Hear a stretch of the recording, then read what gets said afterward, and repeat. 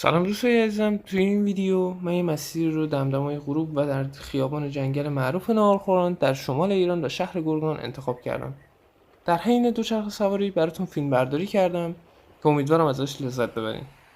و اینم بهتون بگم که قرار از این سبک ویدیوهایی با دوچرخه بیشتر داشته باشیم.